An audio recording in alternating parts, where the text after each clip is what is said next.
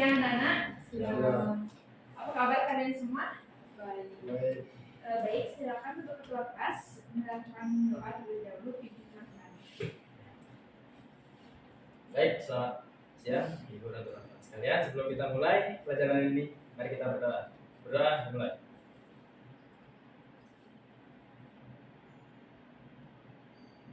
Berdoa selesai.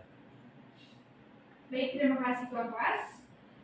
Untuk materi hari ini seperti yang tadi Ibu sampaikan minggu lalu bahwa kita akan membahas tentang proses kontraksi otot. Nah, apakah kalian sudah sempat menonton video yang telah dibagikan? Ada. Ya. Baik, hari ini Ibu akan putarkan kembali, jadi tidak usah khawatir kalian jika belum sempat menonton. Baik, sebelum Ibu perlihatkan videonya, apakah anak-anak masih ingat proses kontraksi otot itu terjadi antara apa dan apa? Ya, sekarang? Ya, bagus sekali. Nah, hari ini kita akan melihat video bagaimana proses kontraksi otot tersebut.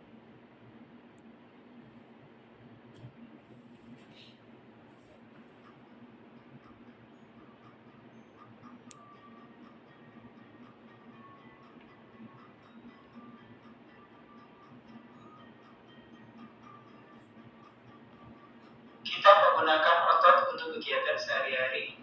Wanita ini menggunakan otot untuk bernafas, mengedarkan darah, dan menggerakkan tangan untuk menulis. Jaringan otot jantung dan porosmu adalah involunteer, artinya kamu tidak dapat mengatur kerjanya. Berbeda dengan otot rangka yang volunteer atau bekerja di bawah sadar sehingga dapat kita kendalikan. Otot rangka terdiri dari berkas serabut otot. Boleh dikatakan satu serabut otot sama dengan satu sel otot.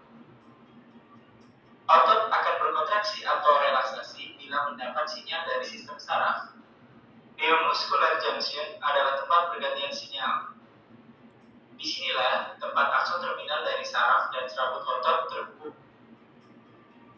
Serabut otot terdiri dari banyak miofibril.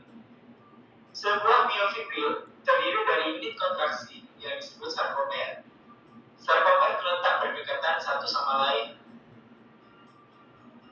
Tiap sarkomer terdiri dari protein filamen tebal dan tipis yang memberikan penampakan bergaris atau lurik pada otot rangka. Otot akan berkontraksi ketika filamen-filamen ini bergeser satu sama lain. Filamen yang tebal adalah miosin yang menambat di tengah sarkomer yang disebut garis M.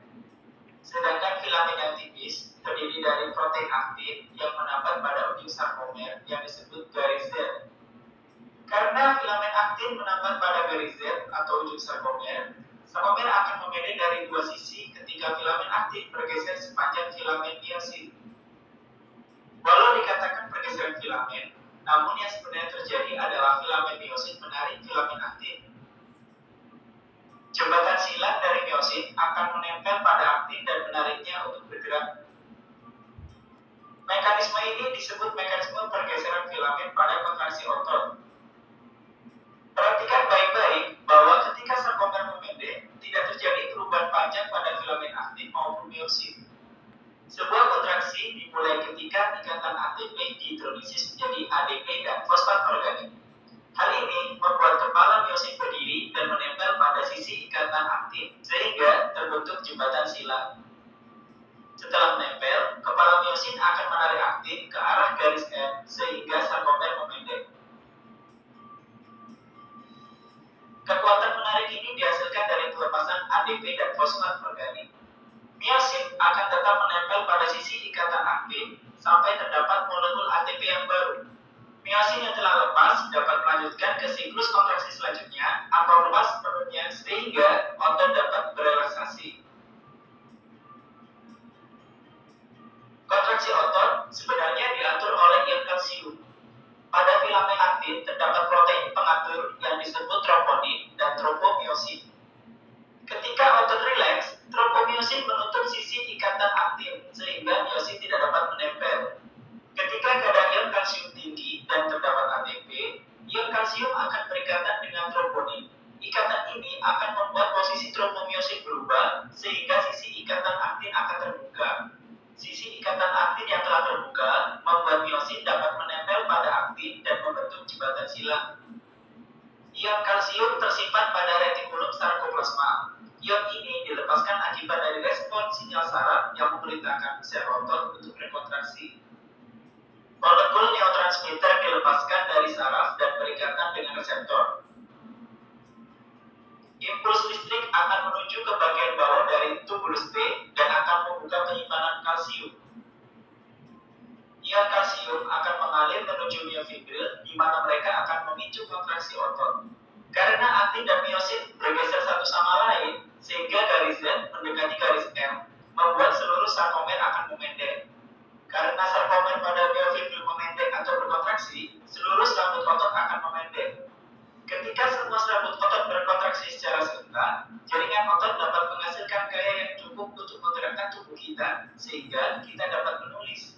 Jadi pada intinya, mekanisme kontraksi otot dapat kita bagi menjadi Baik adik-adik, dari video yang kalian simak tadi, apakah kalian bisa menjelaskan?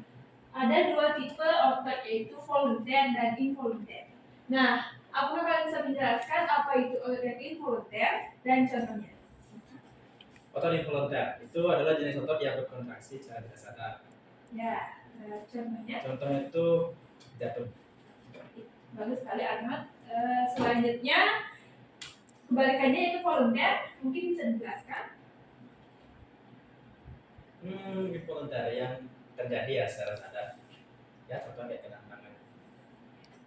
Gerakan tangan itu bisa terjadi karena kendali kita, seperti yang tadi katakan tadi, yaitu kesadaran. Nah, otot pada tangan itu merupakan otot rangka. Jadi otot rangka memiliki sistem otot yang bisa dikendalikan atau secara sadar. Nah, dari dua proses otot tersebut terlibat dua jenis, yaitu aktin dan miosit. Sekian yang dapat Ibu jelaskan. Hari ini Ibu akan melakukan evaluasi dari materi yang telah Ibu sampaikan, karena mengingat ini sudah sampai di kontraksi otot. Baik, Ibu akan bagikan soal dan tempat jawaban. Nanti bisa kalian jawab ya.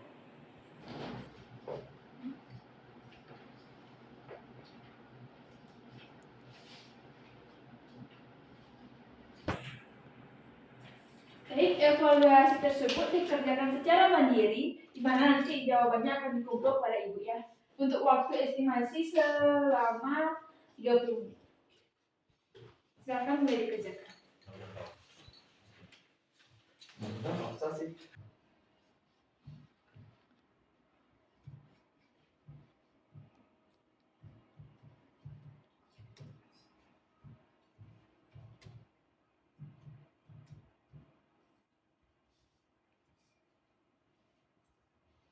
Baik, adik-adik, waktunya telah habis, jadi silakan kumpulkan lembar jawaban dan soal kalian. Soalnya bawa pulang.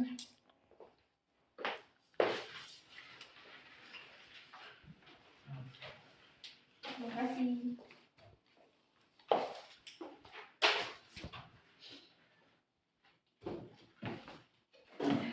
Adik-adik, pembelajaran hari ini telah selesai. Untuk ketua kelas bisa memimpin doa terlebih dahulu sebelum kelas dibubarkan. Silakan.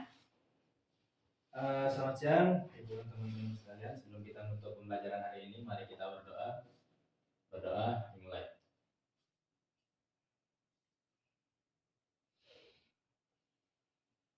Berdoa selesai.